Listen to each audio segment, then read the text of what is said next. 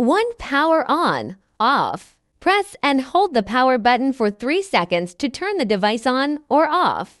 2. Celsius to Fahrenheit toggle. Press the button to switch units. 3.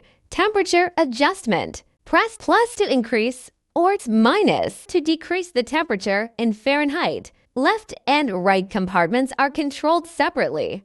Left wine cabinet, adjustable between 4168F. Right beverage cabinet, adjustable between 3650F. For independent lighting control, the light button operates separately, even when the device is off. 5. Temperature lock. Press for 3 seconds to lock the control panel except light button. Press this button again once to unlock the control panel.